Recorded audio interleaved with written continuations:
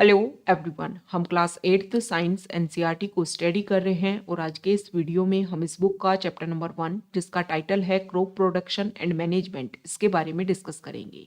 इस चैप्टर में हम डिस्कस करेंगे क्रॉप के डिफरेंट टाइप्स के बारे में, क्रॉप प्रोडक्शन के प्रोसीजर के बारे में एंड क्रॉप प्रोडक्शन होने के बाद में जो प्रोडक्ट हमें मिलता है उसके मैनेजमेंट के बारे में।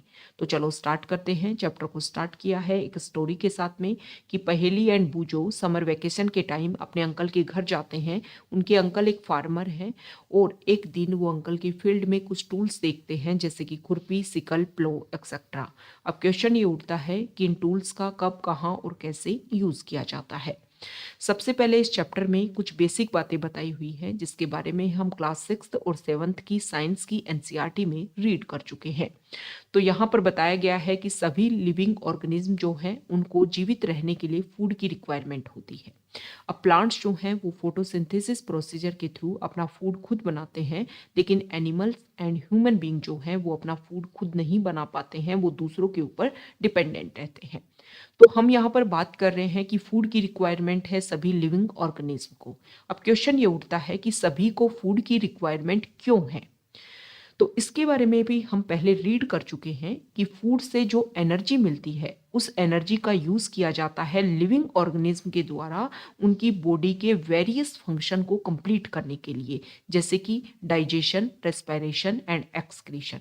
ये जो प्रोसीजर होते हैं इसमें एनर्जी की रिक्वायरमेंट होती है और ये एनर्जी जो है वो हमें फूड से मिलती है, इसलिए हमें फूड की जरूरत होती है। तो ये तो हमने डिस्कस किया कि फूड की रिक्वायरमेंट क्यों होती है, उस क्वेश्चन का आंसर हमने दिया। अब अगर हम देखें तो सभी जो कंट्री होती है उनकी पॉपुलेशन होती है और सभी जो पॉपुलेशन है वो लिविंग ऑर्गेनिज्म है और लिविंग ऑर्गेनिज्म है तो उनको जीवित रहने के लिए फूड की रिक्वायरमेंट है और जब फूड की रिक्वायरमेंट है तो हमें क्रॉप का प्रोडक्शन करना पड़ेगा। तो इसीलिए एक लार्ज पॉपुलेशन को रेगुलर फूड की रिक्वायरमेंट को कंप्लीट करने के लिए आपको रेगुलर प्रोडक्शन करना पड़ेगा। जो प्रोडक्शन हो रहा है उसका प्रॉपर मैनेजमेंट करना पड़ेगा और उसका प्रॉपर तरीके से डिस्ट्रीब्यूशन करना पड़ेगा। ये काफ़ी ज़्यादा इम्पोर्टेंट है। तो ये तो हमने बेसिक बातें डिस्कस कर ली कि क्रॉप का प्रोडक्शन होना क्यों जरूरी है। अब हम डिस्कस करेंगे कि जो एग्रीकल्चर प्रैक्टिसेज है वो कैसे स्टार्ट हुई और किस तरीके से एक प्रोसीजर फॉलो किया जाता है क्रॉप के प्रोडक्शन में। तो सबसे पहले बात कर लेते हैं एग्रीकल्चरल प्रैक्टिसेस के बारे में।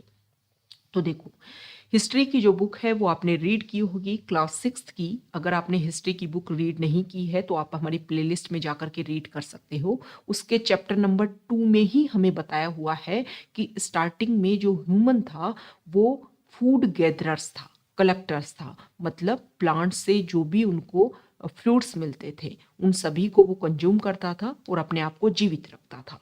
तो इसी के बारे में यहाँ पर बताया हुआ है कि 10,000 बिफोर क्राइस्ट एरा जो है पीपल, मतलब पर्सन जो थे, ह्यूमन जो थे वो नोमैडिक थे, एक जगह से दूसरी जगह ग्रुप में घूमते थे और जो भी रॉ मटेरियल मिलता था, फ्रूट्स मिलते थे, वेजिटेबल मिलते थे, और फिर धीरे धीरे उन्होंने एनिमल को हंटिंग करना में स्टार्ट कर दिया फूड के लिए। धीरे धीरे उन्होंने उनको जो है वो पता लगने लगा कि किस तरीके से जो सीड है वो गिरते हैं, उगते हैं, और फिर उन्होंने जैसे जैसे उनकी नॉलेज डेवलप हुई तो उन्होंने लैंड को कल्टीवेट करना स्टार्ट कर दिया। राइस, व्हीट और अदर फूड क्रॉप जो है वो उन्होंने उगाना स्टार्ट की और इस तरीके से एग्रीकल्चर का जन्म हुआ। तो ये जो एग्रीकल्चर प्रैक्टिस है वो कैसे स्टार्ट हुई, ये आप हिस्ट्री की जो बुक है क्लास 6 की उसमें जाकर के रीड कर सकते हो। बेसिक बातें हमें वहां पर बताई हुई है। तो सबसे पहले हम डिस्कस करेंगे कि क्रॉप क्या होती है। देखो, सेम काइंड के जो प्लांट्स हैं उनको अगर एक बड़े लेवल पर, एक लार्ज स्केल पर अगर एक जगह ही उनको कल्टीवेट किया जाए तो उसको बोला जाता है क्रॉप। जैसे कि कोई बोले कि वीट की क्रॉप यहाँ पर उगी हुई है, मतलब एक बड़े एरिया में जो है वो सिर्फ वीट के जो प्लांट हैं वो उगे हुए हैं। तो ये बातें हमने डिस्कस कर ली। अब जैसे वीट की क्रॉप होती है वैसे ही अदर अदर क्रॉप्स होती हैं जैसे कि सीरियल्स, वेजिटेबल्स एंड फ्रूट्स। अब इंडिया की अगर हम बात करें तो इंडिया एक बहुत बड़ा कंट्री है। क्लाइमेटिक कंडीशन जो है वो भी इंडिया में काफ़ी ज़्यादा डिफरेंट है। अलग अलग रीजन का टेम्परेचर, ह्यूमिडिटी और रेनफॉल जो है वो एक रीजन से दूसरे रीजन में, इंडिया की बात कर रहे हैं, काफ़ी ज़्यादा वेरी करता है। जैसे कि इंडिया का वेस्टर्न पार्ट थार डेजर्ट, काफ़ी कम रेन होती है, लेकिन इंडिया का नॉर्थ ईस्ट पार्ट अगर हम देखेंगे और वेस्टर्न घाट का जो वेस्टर्न पार्ट है वहाँ पर अगर हम देखेंगे तो हमें हैवी रेनफॉल देखने को मिलेगी। तो हर जगह रेनफॉल, टेम्परेचर, ह्यूमिडिटी ये काफ़ी ज़्यादा डिफरेंट होती है। तो इसी के बेसिस पर इंडिया में रीजन टू रीजन जो है वो डिफरेंट टाइप की एग्रीकल्चर उगाई जाती है, क्रॉप जो है वो उगाई जाती है। तो इतनी डाइवर्सिटी होने के बाद में भी जो क्रॉपिंग का जो पैटर्न होता है उसको हम टू ब्रॉड पैटर्न में डिवाइड कर सकते हैं। मतलब क्रॉप को आप एक मेजोरिटी में अगर आप व्यू करो तो दो पार्ट में आप डिवाइड कर सकते हो कि खरीफ क्रॉप होती है और रबी क्रॉप होती है। तो ये बेसिक फैक्ट है। बहुत सारे एग्जाम में डायरेक्टली यहाँ से क्वेश्चन पूछ लिए जाते हैं कि कौन सी क्रॉप जो है वो खरीफ क्रॉप में आती है और कौन सी क्रॉप जो है वो रबी क्रॉप में आती है। तो दोनों का डिफरेंस आपको तब पता चलेगा जब आपको बेसिक बातें इनसे रिलेटेड पता होंगी। देखो जो खरीफ क्रॉप होती है वो हमारे इंडिया में जब रेनी सीजन होता है उस टाइम इनको बोया जाता है। और इंडिया में रेनी सीजन कब होता है? जून टू सितंबर होता है। कौन कौन सी इंपॉर्टेंट क्रॉप आती हैं खरीफ क्रॉप में? तो आती है पैडी, मेज, सोयाबीन, ग्राउंडनट एंड कॉटन। अब बात कर लेते हैं रबी क्रॉप की। तो रबी क्रॉप को विंटर सीजन में बोया जाता है और इंडिया में विंटर सीजन होता है अक्टूबर टू मार्च। अब रबी क्रॉप में कौन कौन सी क्रॉप आती हैं? तो आती हैं wheat, gram, P, mustard and linseed. देखो ये डायरेक्टली बहुत सारी क्रॉप के आपको ऑप्शन दे देंगे और पूछ लेंगे कि ये रबी क्रॉप में है या खरीफ क्रॉप में है। तो दोनों में डिफरेंस आपको पता होना चाहिए। इसके अलावा इंडिया के बहुत सारे एरिया में पल्सेज और वेजिटेबल्स जो हैं वो समर के टाइम भी उगाई जाती हैं। तो ये तो हमने बात कर ली क्रॉप की प्रैक्टिसेस जो है कौन कौन सी क्रॉप उगाई जाती हैं, जो हमने स्टार्टिंग में डिस्कस किया था कि इस चैप्टर में हम डिस्कस करेंगे क्रॉप के टाइप के बारे में, वो हमने डिस्कस कर लिया। अब सेकंड हम डिस्कस करेंगे क्रॉप का जो प्रोडक्शन होता है उसमें कौन सा प्रोसीजर फॉलो किया जाता है। तो क्रॉप प्रोडक्शन में कुछ बेसिक प्रैक्टिसेस फॉलो की जाती है जैसे कि यहाँ पर बताया हुआ है, उसके बारे में अभी हम डिस्कस करेंगे। पहले यहाँ पर पूछा गया है, क्वेश्चन किया गया है कि पैडी जो है उसको विंटर सीजन में क्यों नहीं उगाया जा सकता। देखो पैडी को एक लॉट ऑफ वाटर चाहिए उगाने के लिए और जब लॉट ऑफ वाटर मैक्सिमम हमें रेनी सीजन के टाइम में मिलता है तो अगर वाटर की अवेलेबिलिटी होती है तो पैडी को उगाया जा सकता है। तो इसीलिए यहाँ पर बताया गया है कि पैडी जो है मैक्सिमम अगर हम देखें तो रेनी सीजन में उगाया जाता है क्योंकि उस टाइम वाटर की अवेलेबिलिटी ठीक ठाक अच्छे लेवल पर हो जाती है। अब देखो क्रॉप का कल्टीवेशन अगर हमें करना है तो बहुत सारी एक्टिविटीज़ की जाती है फार्मर्स के थ्रू। जैसे कि कोई गार्डनर जो है उनको कुछ ऑर्नामेंटल प्लांट्स, मतलब आप अपने घर में देख लीजिए ना, आपको कोई पेड़ उगाना है, पेड़ पौधे उगाने हैं, तो आपको सबसे पहले आपका जो पॉट है उसमें जो भी सॉइल है उसको प्रिपेयर करना होगा, उसमें कुछ मैन्योर डालना होगा, कुछ अदर इंपॉर्टेंट न्यूट्रिएंट्स डालने होंगे, तब जा करके वो आपकी जो सॉइल है वो प्रिपेयर होगी। फिर उसमें आप सीड डालोगे या फिर सैपलिंग जो है वो इंस्टॉल करोगे, फिर पानी दोगे। इस तरीके से जो है वो पेड़ आपने उगाया। सेम प्रोसीजर क्रॉप में किया जाता है। तो यहाँ पर प्रैक्टिसेस के बारे में बताया गया है, उन एक्टिविटीज़ के बारे में बताया गया है जिनको फॉलो किया जाता है क्रॉप प्रोडक्शन के टाइम में। इनको बोला जाता है एग्रीकल्चरल प्रैक्टिसेज। तो सबसे पहले सॉइल को प्रिपेयर किया जाता है, फिर उसमें शोविंग की जाती है, सीड उगाए जाते हैं, फिर उसमें मैन्योर एंड फर्टिलाइजर्स डाले जाते हैं, फिर इरिगेशन की जाती है। उसके बाद में जो भी आपने बीज उगाए, सीड उगाए, उनको वीड से बचाया जाता है, मतलब खरपतवार से बचाया जाता है। फिर हार्वेस्टिंग की जाती है और फिर जो भी आपको ग्रेन मिला उसको स्टोर किया जाता है। तो सबसे पहले बात कर लेते हैं प्रिपरेशन ऑफ सॉइल, कि सॉइल को कैसे प्रिपेयर किया जाता है। देखो सीड को ग्रो करने से पहले, सीड को उगाने से पहले, शो करने से पहले आपका फर्स्ट स्टेप ये है कि आपकी जो सॉइल है आपको उसको प्रिपेयर करो। मतलब जो सॉइल जो है, जो एक तरीके से टाइट तरीके से एस्टेब्लिश थी, उसको आपको लूज करना है। और लूज करना है कुछ एग्रीकल्चर जो आपके टूल हैं उनके थ्रू। अब यहाँ पर क्वेश्चन ये उठता है कि सॉइल को लूज क्यों करना है। क्योंकि देखो सॉइल जब लूज होगी तो जो भी प्लांट है उसकी रूट डीप लेवल तक पेनिट्रेट अपने आप को कर पाएगी। साथ ही साथ में लूज सॉइल जो है वो रूट को इजी वे में ब्रीथ करने में अलाउ करती है। मतलब रूट जो है वो डीप लेवल तक जा पाएगी और सॉइल जो है वो लूज है तो इजी लेवल पर जो रूट है वो ब्रीथ कर पाएगी। ओके। इसके अलावा भी यहाँ पर बात किया गया है कि जो लूज सोइल होती है उसमें अर्थवॉर्म और माइक्रोब्स जो हैं उनकी अच्छे लेवल पर ग्रोथ हो पाती है। और ये जो है अर्थवॉर्म और माइक्रोब्स जो हैं वो फार्मर के फ्रेंड्स होते हैं, क्योंकि ये क्या करते हैं, जो भी सोइल में मटेरियल होता है, प्लांट्स का मटेरियल होता है, एनिमल एक्सेट्रा एक्सक्रेटा होता है, उन सभी को ह्यूमस में चेंज कर देते हैं। तो इसीलिए सोइल का लूज होना बहुत ज़्यादा ज़रूरी होता है। दूसरा, अगर हम बात करें तो पहले भी हम जो लास्ट हमारी क्लासेज है उसमें हम पढ़ चुके हैं कि सोइल में मिनरल्स, वाटर, एयर और कुछ लिविंग ऑर्गेनिज्म होते हैं, और डेड प्लांट्स और एनिमल जो है वो डिकम्पोज्ड कर दिए जाते हैं इन सोइल ऑर्गेनिज्म के द्वारा। तो ये वेरियस न्यूट्रिएंट्स जो होते हैं इन डेड मटेरियल से वो सोइल में रिलीज हो जाते हैं, और फिर इनको प्लांट्स के द्वारा दोबारा से एब्जॉर्ब कर लिया जाता है। सबसे इम्पोर्टेंट बात कि कोई भी प्लांट को अगर आपने सोइल में उगाया तो सोइल की अपर जो कुछ सेंटीमीटर की जो लेयर होती है उसी में जो न्यूट्रिएंट्स होते हैं वो ही जरूरी होते हैं किसी प्लांट के लिए। इसीलिए सोइल को जो है वो लूज किया जाता है, उसको टर्न किया जाता है, ताकि जो नीचे जो न्यूट्रिएंट्स हैं वो ऊपर वाली परत में, ऊपर वाली लेयर में आ जाएं और वो प्लांट्स के लिए जरूरी हो सके, प्लांट की ग्रोथ को डिसाइड कर पाएं। इसलिए जो है वो सोइल को क्या किया जाता है, सीडिंग करने से पहले, बीज उगाने से पहले सोइल को टर्न किया जाता है। इंपॉर्टेंट बात हो गई, हमने डिस्कस कर लिया कि सोइल को टर्न क्यों किया जाता है। अब जो प्रोसीजर होता है सोइल को टर्न करने का, लूज करने का, उसको बोलता है टिलिंग या फिर प्लॉगिंग बोला जाता है उसको। और ये प्रोसीजर किया जाता है एक प्लो के थ्रू, एक हल के थ्रू।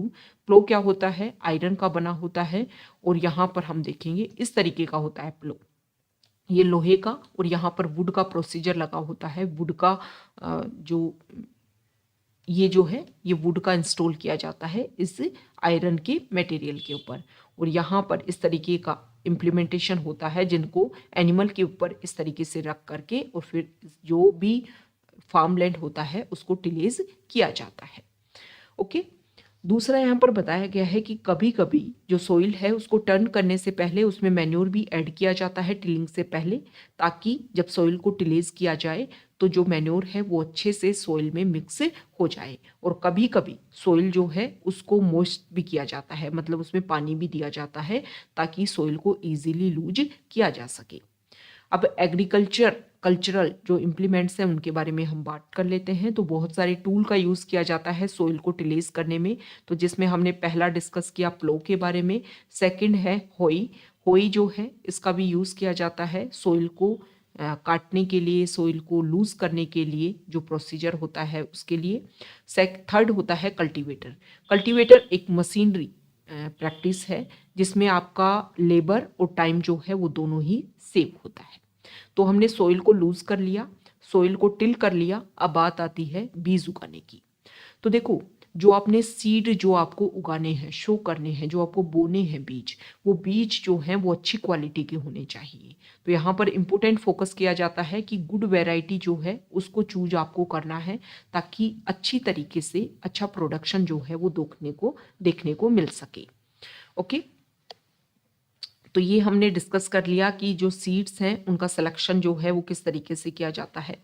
अब कुछ टूल यहाँ पर यूज़ किए जाते हैं, जैसे कि ट्रेडिशनल टूल की अगर हम बात करें तो जो हमारा प्लो है उसके पास में यहाँ पर एक फनल जो है वो अटैच कर दी जाती है, और इस फनल को सीड से फिल कर दिया जाता है। फिर जैसे जैसे प्लो आगे बढ़ता रहता है वैसे वैसे यहाँ से जो सीड हैं वो नीचे नीचे लैंड में एक तरीके से डंप किए जाते हैं, और ये ट्रेडिशनल टूल जो है यूज़ किया जाता है।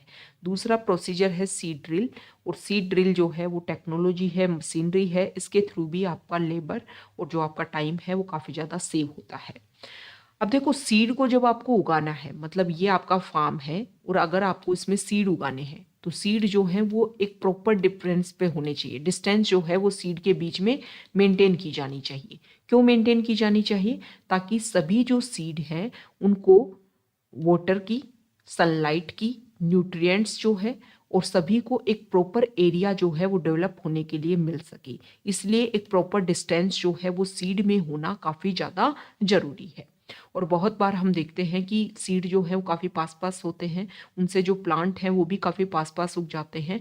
फिर इन सभी पॉइंट्स को ध्यान में रखते हुए जो एक्स्ट्रा या बहुत ही पास पास जो प्लांट होते हैं उनको हटा दिया जाता है, ताकि सभी प्लांट्स को सनलाइट, न्यूट्रिएंट्स और वाटर जो है वो सोइल से प्रॉपर और सफिशिएंट लेवल पर मिल सके। अब बात कर ली सीडिंग की, अब आती है बात मैन्योर एंड फर्टिलाइजर्स की। तो देखो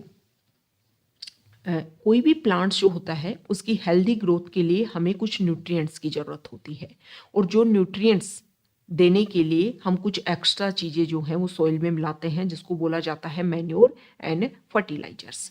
सबसे पहले हम बात करेंगे कि ये चीज़ें जो हैं वो क्यों ज़रूरत होती है, किस लिए मैन्योर एंड फर्टिलाइजर्स की ज़रूरत होती है। तो देखो सॉइल जो है वो प्लांट्स को, जो भी क्रॉप होती है जो हम उगाते हैं, उनको न्यूट्रिएंट्स, मिनरल न्यूट्रिएंट्स की सप्लाई करती है। अब बहुत बार क्या होता है कि सॉइल में इन न्यूट्रिएंट्स की कमी हो जाती है, तो एक्स्ट्रा पुट दिया जाता है मैन्योर और फर्टिलाइजर्स के थ्रू। अब कमी क्यों हो जाती है कि हम बहुत बार देखते हैं कि एक क्रॉप हमने कट की, उसके बाद में हमने दूसरी क्रॉप जो है वो उगा दी, दूसरे सीड जो है वो शो कर दिए, जिसकी वजह से जो सॉइल जो है वो अपने आप को रीजनरेट नहीं कर पाती, अपने आप को मेंटेन नहीं कर पाती, और उसमें न्यूट्रिएंट्स की कमी हो जाती है। तो हमें कोशिश क्या करना चाहिए कि एक क्रॉप से दूसरे क्रॉप का जो टाइम है वो एक प्रॉपर टाइम, कुछ टाइम के लिए हमें लैंड को फैलो, मतलब बंजर तरीके से, उसमें कुछ नहीं उगाना, वैसे ही हमें ज़मीन को रखना चाहिए ताकि उसमें जो न्यूट्रिएंट्स है वो अपने आप को बनाए रख सके। ओके, ये हमें ध्यान में रखना है। तो यहाँ पर बताया गया है कि फील्ड जो हैं वो कभी भी अनकल्टिवेटेड नहीं छोड़े जाते हैं, जिसकी वजह से जो लैंड है उसमें न्यूट्रिएंट्स की कमी हो जाती है। तो रेगुलर कल्टीवेशन करने से, क्रॉप की कल्टीवेशन करने से जो सॉइल है उसमें न्यूट्रिएंट्स की कमी होती है। फार्मर्स जो हैं उसमें न्यूट्रिएंट्स बनाए रखने के लिए मैन्योर को ऐड करते हैं, और ये प्रोसीजर कहलाता है मैन्योरिंग। ओके, अब देखो न्यूट्रिएंट्स की कमी होगी तो जो क्रॉप है उससे प्रोडक्शन भी हमें अच्छा नहीं मिल पाएगा। अब ये मैन्योर क्या होता है? मैन्योर होता है ऑर्गेनिक सब्सटेंस, मतलब प्लांट और एनिमल का जो वेस्ट होता है, प्लांट के जो पार्ट होते हैं, एनिमल का जो वेस्ट होता है, उसको एक जगह फार्मर्स कंपोज करते हैं, एक जगह इकट्ठा करते हैं, फिर माइक्रो ऑर्गेनिज्म के थ्रू जो है वो वेस्टेज जो है वो कन्वर्ट होता है मैन्योर के रूप में। ओके, जैसे क्लास 6 का जो लास्ट चैप्टर में है उसमें भी हमने अर्थवॉर्म के थ्रू जो भी वेस्टेज है उसको हमने मैन्योर में कन्वर्ट होना सीखा था, जिसको वर्मी कंपोस्टिंग बोला जाता है। तो इसी तरीके से जो मैन्योर है उसको तैयार किया जाता है और फिर उसका यूज़ किया जाता है। बात कर लेते हैं फर्टिलाइजर्स की। देखो फर्टिलाइजर्स केमिकल होते हैं, और स्पेसिफिक एक फर्टिलाइजर जो है वो एक न्यूट्रिएंट में रिच होता है। जैसे कि अलग अलग फर्टिलाइजर्स के अगर बारे में बात करें, फर्टिलाइजर्स को फैक्ट्रीज में प्रोड्यूस किया जाता है। जैसे कि कुछ फर्टिलाइजर्स हैं urea, ammonium sulphate, sulphur phosphate, potash, NPK, nitrogen, phosphorus and potassium. तो देखो ये जो एनपीके है ना, बहुत सारे एग्जाम में इसकी फुल फॉर्म पूछ ली जाती है, तो ये बात जो है आपको पता होनी चाहिए। तो हमने बात कर ली मैन्योर की, बात कर ली फर्टिलाइजर्स की।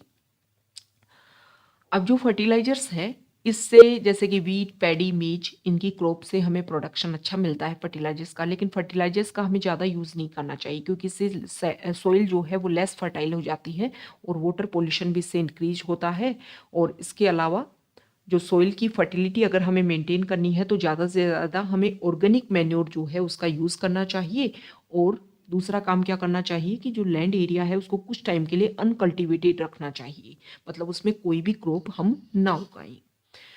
जो मैन्योर का यूज है वो सॉइल के टेक्सचर को बढ़ाता है, सॉइल की जो वाटर होल्डिंग कैपेसिटी है उसको मेंटेन करता है, सॉइल में न्यूट्रिएंट्स की जो मात्रा है, अमाउंट है, उसको बढ़ाता है। ओके, दूसरा हम प्रोसीजर क्या कर सकते हैं, सॉइल में न्यूट्रिएंट्स की क्वांटिटी को इंक्रीज करने के लिए हम क्रॉप रोटेशन करें, मतलब एक बार हम क्रॉप जो है वो क्रॉप उगाएं जिसमें अर्लियर, मतलब नॉर्दर्न इंडिया में क्या किया जाता था, पहले लेग्यूम्स को उगाया जाता था एज फोडर एक सीजन में, और दूसरे सीजन में फिर वीट उगाया जाता था।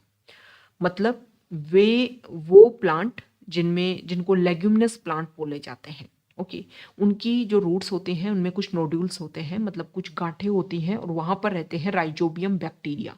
जैसे कि पल्सेज के जो प्लांट होते हैं, पीज हो गया, ग्राम हो गया, या फिर जो सीरियल पल्सेज जो हो गई, इन सब के जो प्लांट का जो रूट होता है उसमें कुछ नोड्यूल्स होते हैं, उसमें राइजोबियम बैक्टीरिया रहते हैं। और ये राइजोबियम बैक्टीरिया क्या करते हैं कि जो हमारे एटमॉस्फेयर में जो नाइट्रोजन है उसका फिक्सेशन करते हैं, नाइट्रोजन फिक्सेशन जिसको बोला जाता है, क्योंकि प्लांट जो है वो डायरेक्टली नाइट्रोजन को कंज्यूम नहीं कर सकते हैं। तो इससे सोइल में नाइट्रोजन का अमाउंट इंक्रीज होगा और जो नेक्स्ट क्रॉप होगी उसके लिए बेनिफिशियल रहेगा। तो इस तरीके से हम जो लेग्यूम प्लांट्स हैं उनको हम उगा सकते हैं ताकि न्यूट्रिएंट्स की जो वैरायटी है वो सोइल में बनी रह सके। तो इस तरीके से हम फर्टिलाइजर्स को एलिमिनेट कर सकते हैं मैन्योर के थ्रू। कभी कभी हम लैंड को अनकल्टिवेटेड रखें और जो लेग्यूम प्लांट्स हैं उनको हम टाइम टू टाइम उगाएं। ओके, अब यहाँ पर फर्टिलाइजर और मैन्योर में जो डिफरेंस है उसकी बात की गई है। फर्टिलाइजर्स मैन मेड होता है, इनऑर्गेनिक साल्ट होता है। मैन्योर नेचुरल सब्सटेंस होते हैं और इनको कैटल डंग और प्लांट रेजिड्यूज के थ्रू, डिकम्पोजिशन के थ्रू बनाया जाता है। फर्टिलाइजर्स को फैक्ट्रीज में बनाया जाता है, मैन्योर को फील्ड्स में बनाया जाता है। फर्टिलाइजर्स जो हैं वो सॉइल को कोई भी ह्यूमस प्रोवाइड नहीं करते हैं, मैन्योर ह्यूमस प्रोवाइड करते हैं सॉइल को। फर्टिलाइजर्स कुछ प्लांट न्यूट्रिएंट जैसे कि नाइट्रोजन, फास्फोरस, पोटेशियम इनमें रिच होते हैं। मैन्योर जो है वो इन प्लांट न्यूट्रिएंट्स में कम रिच होते हैं, मतलब एक तरीके से नेचुरल न्यूट्रिएंट्स वो प्रोवाइड करते हैं स्पेसिफिक। जैसे कि कोई सॉइल जो है उसमें पोटेशियम की जरूरत है तो स्पेसिफिक जो है इसके लिए आपको फर्टिलाइजर, पोटेशियम रिच फर्टिलाइजर्स की आपको जरूरत पड़ेगी। ओके, तो हमने दोनों में डिफरेंस देख लिया। अब मैन्योर का क्या प्रॉफिट है, क्या एडवांटेज है, उसके बारे में हम डिस्कस कर लेते हैं। ऑर्गेनिक मैन्योर जो है उसको ज़्यादा अच्छा माना जाता है फर्टिलाइजर्स के कंपैरिजन में, क्योंकि ऑर्गेनिक मैन्योर जो है वो वाटर होल्डिंग कैपेसिटी बढ़ाता है सॉइल की। इसके अलावा सॉइल को पोरस बनाता है ताकि गैसेज जो है उनका एक्सचेंज इजीली वे पर हो पाए, और जो माइक्रोब्स जो फ्रेंडली होते हैं फार्मर्स के लिए या सॉइल के लिए उनको इंक्रीज करता है। साथ ही साथ में सोइल के टेक्सचर को भी इंप्रूव करता है कौन, मैन्योर। अब बात आती है इरिगेशन की। देखो, वाटर जो है वो सभी के लिए जरूरी है, जो भी लिविंग ऑर्गेनिज्म है, लिविंग बींग्स हैं, उन सभी के लिए वाटर जरूरी है। प्लांट्स के लिए भी जरूरी है। प्लांट जो है वो अपने रूट्स के थ्रू सक करते हैं वाटर को। तो वाटर जो है वो प्लांट को कितना चाहिए ये एरिया बेसिस पर, सीजन के बेसिस पर डिपेंड करता है। जैसे कि समर सीजन में आपको ज़्यादा प्लांट्स को वाटर देने की ज़रूरत है और विंटर सीजन में कम देने की ज़रूरत है। साथ ही साथ में जो प्लांट है वो सिर्फ ना जीवित रहने के लिए ज़रूरी है, बल्कि जो वाटर जो है वो प्लांट को, क्रॉप को फ्रोस्ट और हॉट एयर, मतलब गर्मियों में तो लू से और सर्दियों में पाले से, दोनों से बचाता है वाटर। तो इसलिए टाइम टू टाइम एक प्रॉपर तरीके से वाटर की ज़रूरत होती है, किसमें, क्रॉप में। अब इरिगेशन जो है उसके सोर्सेज क्या क्या होते हैं, तो सोर्सेज होते हैं well, tubewell, pond, lake, river, dam and canal. यहाँ से वाटर जो है उसको आप क्रॉप को दे सकते हो। तो यहाँ पर जो ट्रेडिशनल मेथड है इरिगेशन के, जिसमें पुली सिस्टम है, चेन पुलहप है, डेकली है, रहट है, ये सारा प्रोसीजर जो पहले के टाइम में यूज़ किया जाता था और अभी प्रेजेंट टाइम में पंप के थ्रू वाटर को निकाला जाता है। और इसमें पंप में diesel, biogas, electricity, solar energy इनका यूज़ किया जाता है पंप को चलाने के लिए। कुछ मॉडर्न मेथड भी हैं जैसे कि स्प्रिंकलर सिस्टम। इसमें जो वाटर है उसको पाइप के थ्रू इस तरीके से नोजल यहाँ पर लगाए जाते हैं और ये चारों तरफ घूमते हुए, रोटेट करते हुए जो है वो वाटर प्रोवाइड करते हैं क्रॉप को। दूसरा सिस्टम है ड्रिप सिस्टम। इसमें पाइप के थ्रू जो भी क्रॉप है उसके बिल्कुल रूट एरिया में वाटर जो है वो टिप टिप करके, बूंद बूंद करके, ड्रॉप सिस्टम जो है उसके थ्रू पानी दिया जाता है। मतलब जहाँ पर पानी की बिल्कुल कमी है वहाँ पर इस तरीके से क्रॉप उगाई जा सकती है, तो काफ़ी ज़्यादा बेनिफिशियल है। और ये स्प्रिंकलर सिस्टम जो है ये भी काफ़ी ज़्यादा बेनिफिशियल है। बात कर ली हमने इरिगेशन की। अब बात कर लेते हैं वीड की। वीड क्या होता है, मान लो आपने वीट की क्रॉप उगाई, अब वीट की क्रॉप के साथ में कुछ एक्स्ट्रा जो प्लांट है वो भी हमें देखने को मिलते हैं, तो उसको बोला जाता है वीड। तो क्या किया जाता है, पहले जो है वो हाथों से चुन करके उन वीड्स को निकाल दिया जाता था और इसको बोला जाता था वीडिंग प्रोसीजर। ओके, अब ये जो वीड है इनको हमें निकाल देना चाहिए। उसको एक जगह कलेक्ट कर लिया, पेड़ सूख गए और इस तरीके से जो भी हमारा जो क्रॉप है उसके जो न्यूट्रिशन है वो बच गए।